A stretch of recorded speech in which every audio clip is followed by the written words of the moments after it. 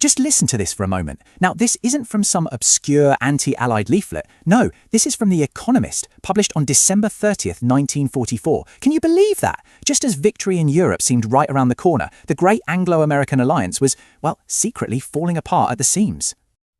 So today, we're travelling back to 1945, but we're doing it in a very specific way. We're leaving all our hindsight at the door. We're going to experience this incredible year as it actually happened, through the eyes of journalists who were right there on the ground. And what they saw, what they wrote about, wasn't some simple story of triumph. It was a year of victory, absolutely, but one that was just riddled with profound anxiety. We've broken this down into 4 parts. First, we'll look at the deep cracks that were forming in the Allied coalition. Then, we'll witness the final violent collapse of the Third Reich. After that, we'll walk through the ruins of a defeated Germany. And finally, we'll watch as the victors try to build a new world, even as they were already starting to drift apart themselves. Right, so let's get into it. The year 1945 did not open with some big confident celebration. Far from it. It actually began with frustration, a stalemate on the battlefield, and a surprising amount of bickering behind the scenes. That quote we started with, it came from this very issue. The editors said there was a need for some very plain speaking to act as a safety valve. The relationship wasn't just a bit strained, it was hitting a breaking point over what to do in Greece, in Poland, and a dozen other simmering arguments. I mean, the sheer range of complaints was just staggering. You had American critics accusing Britain of being everything at once, too tough on Russia, then too soft, of not pulling their weight in the fight while somehow also stealing a commercial advantage. And the British, well, they were just sick and tired of what they saw as American hypocrisy, coming from a country that, in their view, sat on the sidelines during the most desperate days of the war. Trust was wearing incredibly thin. And all this political gloominess, it was perfectly mirrored on the battlefield. The new year kicked off not with a final glorious charge, but with a real sense of disappointment. You see, after the breakout from Normandy, pretty much everyone hoped the war would be over by Christmas 44, but the advance just stalled. The German army, which had looked like it was about to completely collapse, had somehow managed to stabilise the front and even launch a huge counterattack in the Ardennes. The Allies were well and truly stuck.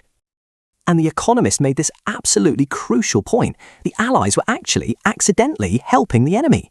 Their political squabbling gave the Nazis hope that the whole coalition might just fall apart. And because the Allies hadn't laid out any clear peace terms, it let Goebbels convince the German people that surrender meant total annihilation. It gave them the most compelling reason to fight on, just to survive. But then, in the spring, everything changed. The deadlock didn't just break, it was utterly shattered in one of the fastest, most violent military collapses in all of history. The speed of it all was just breathtaking. I mean, look at this. On March 7th, the first Allied troops get across the Rhine. By the beginning of April, Allied tanks are just pouring across the German plains. And by the first week of May, it was all over. An entire nation had been overrun in less than 2 months. And the crossing of the Rhine, that was the moment. That was the game changer. It was Germany's last great natural defence. Once the Allies were across, the German military machine just disintegrated. There was nothing left to stop the tide. As May began, the end of the regime was brutally, horribly clear. Mussolini had been executed by partisans, and Hitler, according to reports out of Hamburg, was dead.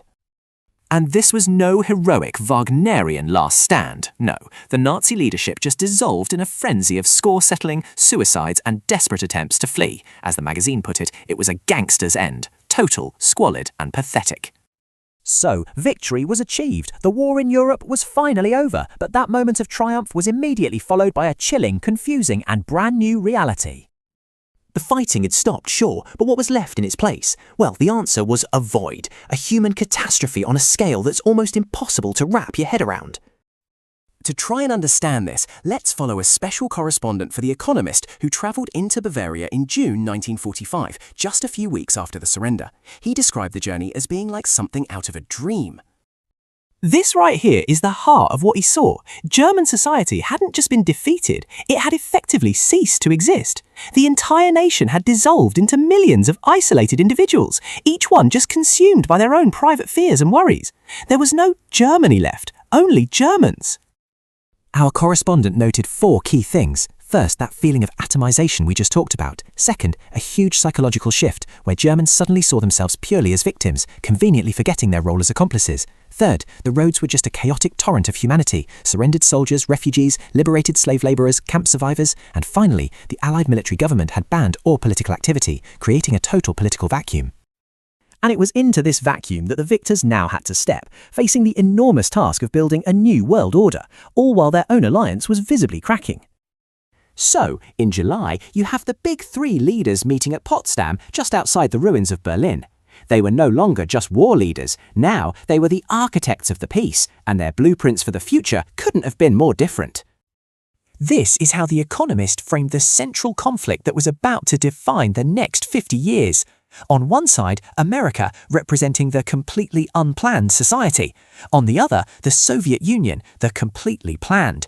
Two fundamentally opposed ideas about how the world should work, now staring each other down over the corpse of Europe. And then, right in the middle of the Potsdam Conference, a political bombshell drops.